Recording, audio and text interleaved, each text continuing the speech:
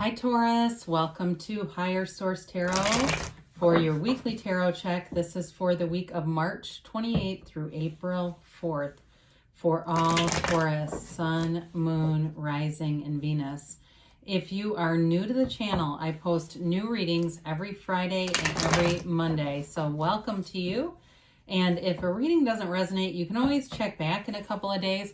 You can also look around through the Monday readings because there is a different format every week on Mondays. So it would be a different kind of a reading that might speak to you. And I do have pick-a-card readings, usually once a month too. So those are 3 different readings, and those are kind of fun. So thanks to everybody who's subscribed and, just for even watching the readings. I so appreciate that. It's fun. I love your energy. I appreciate you and everything that you bring to the channel. If you haven't subscribed, I'd like to invite you to join us, then you'll know when anything new is posted. So let's get the messages for Taurus, Sun, Moon, Rising, and Venus. What does Taurus need to know, please? Messages do you have for Taurus, please? Okay.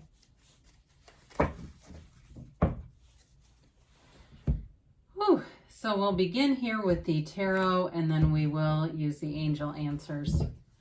Oracle cards here. You begin with the hierophant, strength, the page of swords, the 7 of swords, the king of cups, the queen of pentacles, the 5 of wands, and the 2 of wands. Well, I feel like they're telling you to beware of some low-level kind of insecure conflict here, right through here.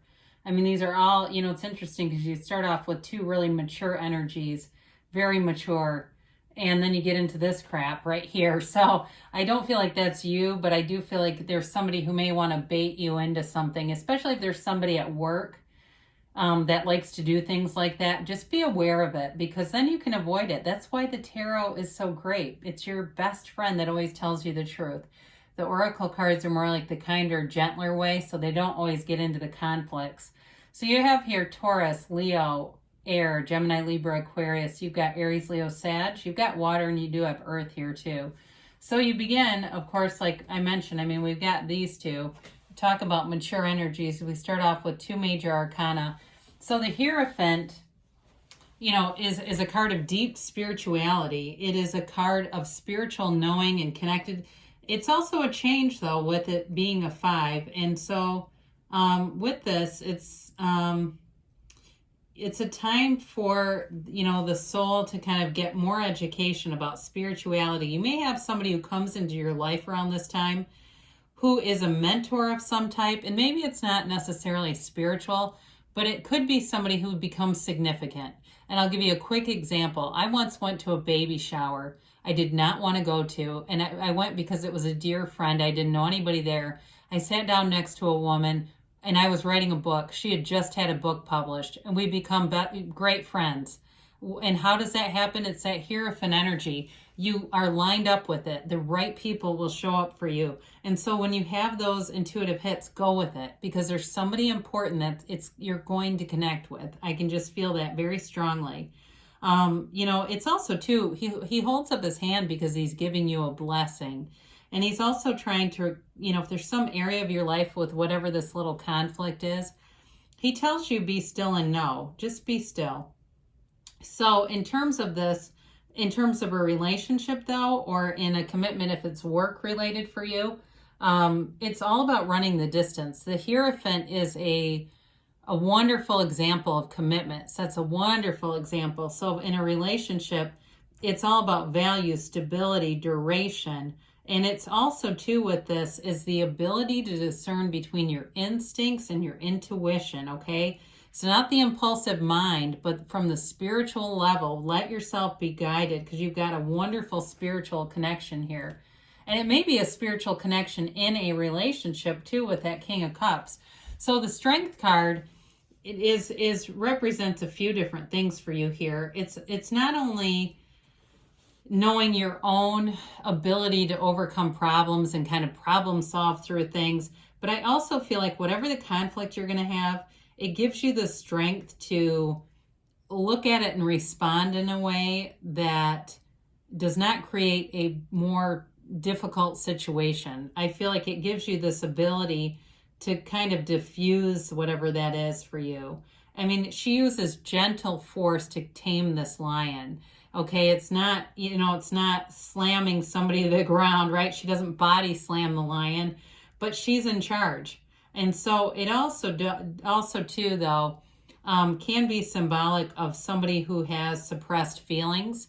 So with that conflict, it may be somebody who has a lot of jealousy around you or towards you, somebody who's very jealous of you, kind of passive aggressive energy. And so with this, it does give you basically the power to persevere. So it allows you to come out on top is really the end of this. So I feel like it's a great indicator in a reading. So there's not a bad side to this. And she also does have the crown of infinity. Okay. So I feel like whatever conflict you're going to be involved with here, it may be through email. And this may also be an indicator to make sure you're saving emails, because there may be something important for you, whether it's a conflict at work or it's something to do with your personal life, like a financial issue. When you have this information, it'll be the end of the whole conflict. There will be no conflict because you'll have it in writing. So with the Page of Swords, again, he's the internet spy. Bit careless with that sword, though. He's not a great communicator. So I do want to just give you that, just to be aware of that. Or even if you read an email and you start to get mad about it and you want to respond right away, this would be a great indicator to not respond and reread it maybe once or twice. Especially too, I feel like somebody has not enough sleep and so they're more sensitive than usual. If that's you and you say, God, I've been getting 4 or 5 hours. Yeah, I'm not myself. So it's just sort of this encouragement to take a pause on anything. So again, here's that insecure energy with the 7 of Swords. With this though, with the 7, it is a fortunate number. So it allows you the ability to, take some precautions so you don't just dive right into this. You don't have to attend every fight you're invited to, especially not with this dink. It's not going to be worth your time. So I know we've spent a lot of time talking about this, but the other cards are relating to it. So I feel like we need to. And I like to keep readings as positive as I can, but I do want to give you this because it's somebody's reading. So not always everybody's, but it's always somebody's. So you got the King of Cups here, and he's guided by love. I mean, I do feel like with the Hierophant and Strength and the King of Cups here, you've definitely got a commitment. You've got stability, you've got long-term values, and you've got love. You've got somebody who comes from a deep place of integrity and love here. So if you haven't met anyone or you're wondering about it, I do feel like they're telling you there's somebody available, especially the Hierophant, because he's also a wedding officiant. He's a marriage card. I mentioned that, I think, earlier. The King of Cups, though, has never-ending love. The King of Cups is emotionally vulnerable. He can make a commitment for sure, and it doesn't have to be a man in your life. Could be a woman, too. So I don't want, when I say he, to be too gender specific, because really these are just characters. They can represent any gender in the tarot. But I do feel like there's someone who will make the commitment and loves from a really deep place. It's like you look into this person's eyes and you're connected with their soul.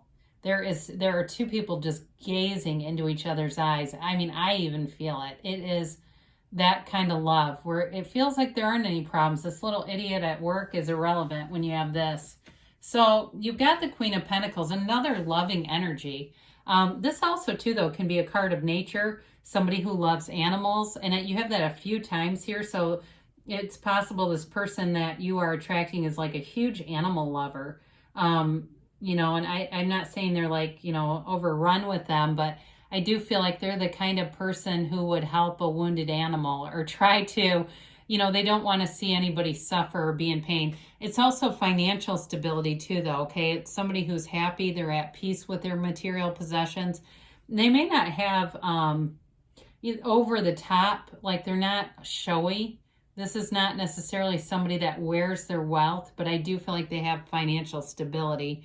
They just aren't, it's just not who they are to be really showy, or they're not insecure. This is not the insecure energy where they need to do that, make sure everybody knows. Again, you've got this lower level conflict, this 5 of Wands, And with this, it's little kids playing with wands, okay? It's like little kids with Nerf guns. So anything that involves this is kind of just drama. And I just feel like you've got this other half of the reading that's so mature that you're not going to have time for this. So it's just that sort of final warning that whatever that is, I'll be interested to hear if somebody has that and they say, I know exactly what it was, and you were able to prepare yourself and to respond in a way where I feel like you get more respect. You know, those people always tend to out themselves in the end. So the Two of Wands, you know, this is also a card of success, and it's like making a decision, having choices, but it's also looking at different ideas, projects, and it's like taking action though with it. So it's not just the evaluation of it. So for some of you too, there may be some kind of a thing at work where you take on a new project, and that may be what this conflict is about. It also too, for some, if there's not a conflict around it, it may be just focusing your attention in a different direction, and that's what really dissipates any of this lower level stuff here. So let's see what the angels have to say. You know, I love it when it's a reading that's doesn't have any conflict, but that's not real life, is it? I mean, I wish everybody understood their own spirituality. It'd be a lot easier in life, but if we do, that's enough. You know, we don't have to you know, dip down into those lower vibrational places. Not going to hang out in lower vibrational places.